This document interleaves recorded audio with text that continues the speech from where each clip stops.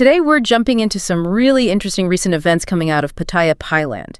We've got 4 different reports, all from around mid-August 2025, and we're going to sort of unpack them for you, give you a clear picture of what's been happening on the ground. Yeah, and what's fascinating here, I think, is how these different stories, you've got crime, you've got regulatory stuff, big campaigns, they aren't really separate. They actually weave together. It gives you this snapshot of the city's pulse. Yeah. You know, the dynamics and the challenges they're facing day to day. Exactly. It's like a mosaic. Yeah. So let's kick things off with an incident that, well, it really hits home for a lot of people. This daytime motorcycle theft, it was reported August 18th, 2025, happened around 5:36 p.m. that day. Right in the late afternoon. Yeah.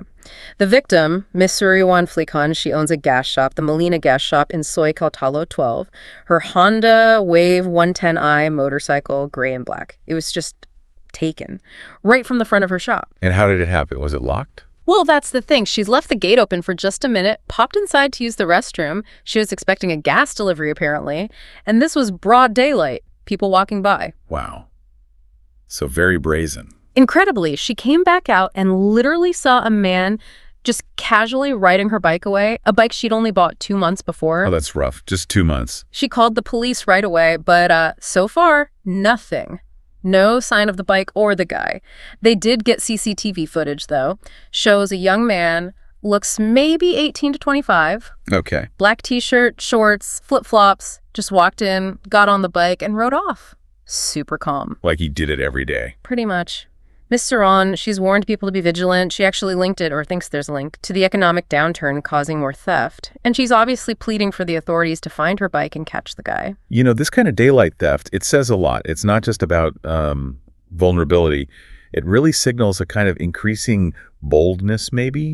Thieves operating out in the open, even in busy areas, almost ignoring potential witnesses. Yeah, like the risk doesn't matter as much. Exactly. It's less about being sneaky and more just.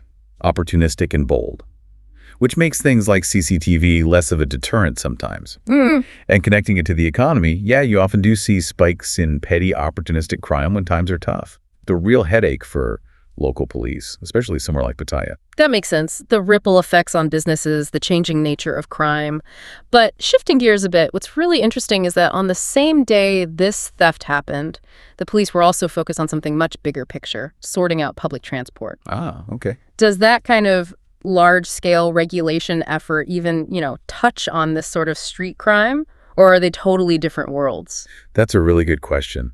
I think they are connected indirectly, at least. A motorcycle theft might feel like a one-off personal thing, but regulating public transport, that's about the overall order and the perceived control within the city. When things feel more regulated, more orderly, it can create an environment that discourages all types of illegal stuff, ideally.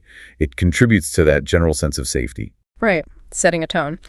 So yeah, same day. August 18th, but earlier, 4:45 p.m. There was this important meeting at the Pattaya City Police Station, and it wasn't small fry, co-chaired by the traffic inspector, Police Lieutenant Colonel Phenafong Nimsuwan, and Mr. Wacharpong Fromstri from the Chonburi Transport Office. So police and transport authorities working together. Exactly, the main goal. Get a handle on traffic problems by tightening up the rules for public transport. We're talking songthas, the BAT buses, regular taxis, and crucially, the app-based ride-hailing services. Like Grab and Bolt, those kinds of services. Right. Representatives from the transport co-ops were there, police too. They talked about lawful operations, cutting down congestion, stopping illegal stuff, and managing all those unregistered vehicles you see around. And there are actually new rules coming soon, early October 2025. Oh, what kind of rules? Drivers using their personal cars or bikes for these apps, they'll have to register them as public vehicles and get proper public driving licenses. It's a pretty big change. Yeah, that is significant. It really raises that classic dilemma, doesn't it? How do you keep the convenience and the innovation of these app services, which people rely on, but also make sure everything's regulated properly for safety and, well, fairness? That's the balancing act. And what's really telling is what happened right after that meeting. They didn't just talk. They went out and did roadside inspections. Central Pattaya Beach, along Second Road. Putting it straight into action. Yeah. Check-in licenses, looking for illegal parking, anything causing obstructions, basically. Big issue in tourist spots. So what did they find? Did it back up the need for these new rules? It seems so. They found several drivers without the right public licenses or the electronic hire vehicles registration. RY18, I think they called it. That's the one. But it wasn't just about handing out tickets, apparently. They were giving guidance, warnings, telling drivers how to get registered properly, trying to educate as well as enforce. That's a good approach, not just punitive. Right. And they were also pushing greener options. Electric taxis, electric songthos from Toyota, GYD, MG, AION, highlighting the benefits. Safety, convenience, better for the environment. They even gave out contact info for the transport co-ops. So it was regulation, but also trying to modernize. A multi-pronged approach then. Regulation, enforcement, education, and even a push towards sustainability. Okay, so from transport regulations, let's pivot to another kind of crime that hits businesses hard, especially in tourist areas like Pattaya. This one's a rental car scam. Seems quite organized. Ah, yes, these could be really damaging. This complaint came in late on August 19th. The victim was Mr. Prem Kumar, an Indian businessman, 54 years old. He reported it to Lieutenant Colonel Kamal Opakarat at the Pattaya station. His car, a white and black Toyota specific model, was basically stolen after being rented out. How did the scam work? He rented it to a Thai individual back on July 28th. The agreement was for it to be returned by August 11th, but August 11th came and went. Renter completely vanished. Couldn't be contacted. Okay, maybe just overdue. Well, here's the kicker. The car's GPS tracking system. Disabled. That's not just someone forgetting to return a car. That's deliberate. Exactly what Mr. Kumar thinks.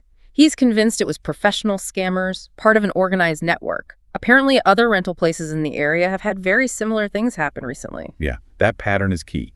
Disabling the GPS, multiple similar incidents, it points away from isolated incidents towards something more coordinated. These scams are devastating for rental businesses. It's not just the lost vehicle, which is a huge financial hit. It erodes trust, makes businesses wary of renting, makes customers wary. It can really harm that part of the tourism economy. And it's much harder for police to tackle a network than just one thief. They have to dismantle the whole operation. Definitely sounds like a more complex challenge. Okay, so we've seen individual theft, systemic regulation, organized scams. Now let's look at a huge government response to another major issue: drugs.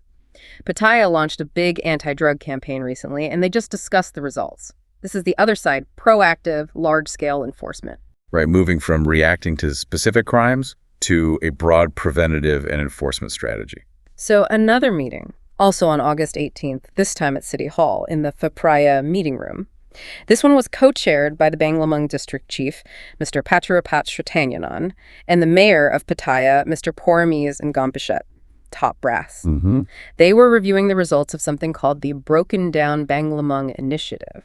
It's part of the national No Drugs, No Dealers agenda pushed by the Deputy PM. The goal is massive. Basically, wipe out drug problems in the whole Banglamung district, make Pattaya a drug-free tourist zone. Very ambitious. How are they approaching it? It's a huge collaboration. 4 police stations, Pattaya City, Banglamung, Nongpru, Huayai, plus Pattaya City admin, the hospital, the public health office, everyone's involved. And this campaign, if we look at the bigger picture, it's typical of efforts in major tourist hubs worldwide, right? Trying to clean up the image, ensure safety. The scale of Broken Down Banglamung sounds pretty significant, though. What were the actual results they talked about? Well, over the period from July 17th to August 16th, about a month, they carried out 463 operations. Wow, 463 in a month? That's intense. Yeah, led to arrests of 84 dealers and 130 users, so over 200 people arrested in connection with drugs. They also shut down 9 entertainment venues. Okay, hitting the places where activity might be concentrated. Yeah, and seizures were significant too. Almost 30,000 meth pills, over a kilo of crystal meth ice plus ketamine, ecstasy, and get this, 2 Porsche-branded drug items. Porsche-branded. Seriously. That's what the report said. Maybe aiming for the high-end market, who knows? They also set up 4 drug checkpoints. So arrests, seizures, venue closures, checkpoints. A comprehensive crackdown. Very much so. And they're not just raiding places. They've engaged with over 1,000 entertainment venue operators. Pushing this 5-free policy, venues must be free of minors, weapons, drugs, safety hazards, and human trafficking. Setting clear expectations for businesses. And the penalties for breaking these rules, they are strict. First offense, 15-day closure, boom. Second, 30 days. Third offense, or if more than 20% of people inside test positive, a 5-year closure. 5 years. That's basically putting them out of business. Pretty much. And even if it's fewer people testing positive, say 5 users in a crowd of 200, If the venue was clearly negligent, they could still face that 5-year ban. They've proposed these tough measures to the provincial governor seeking official backing for strict enforcement. They mean business. That level of penalty certainly sends a strong message. It shows a serious commitment to cleaning up the entertainment scene and boosting that safe tourism image. But, campaigns like this often face challenges. Did they mention any? They did. The Banglamung district chief pointed out a budget issue, specifically not enough money for drug testing kits, especially for things like ketamine and methamphetamine, which might be newer or harder to detect. Resource constraints. That can really hamper effectiveness, especially with so many venues to monitor if you can't test reliably and widely. Exactly. They've requested more funding, more kits for all 4 police stations involved. They stress that effective screening is crucial if they really want to achieve that drug-free white zone goal. It could be the weak link if not addressed. Makes sense. You need the tools to back up the tough policies. So, wrapping this all up, what does this patchwork of events tell us? We've gone from a single, bold motorcycle theft to major efforts trying to regulate the controlled chaos of public transport, to tackling organized crime like rental scams, and finally this huge multi-agency anti-drug offensive with really strict rules. I think what it shows is a city constantly in motion, trying to manage multiple pressures at once. You've got the day-to-day opportunistic crime, the need for systemic order like in transport, the fight against organized criminal elements, and these big public health and safety campaigns. They're all interconnected, really. Efforts in one area, like stricter policing or transport regulation, might influence others, hopefully positively. Right. It paints a picture of a city actively trying to manage its complexities. Definitely. And maybe the thought to leave you with is this. How might all these actions, taken together, the transport rules, the anti-drug push, the response to theft and scams, how might they collectively change how Pattaya is perceived, both by the people living there and by the visitors it depends on? Could this combination of enforcement and regulation really shift the needle on safety, convenience, and the overall feel of the place in the months ahead? That dynamic is certainly something to keep an eye on.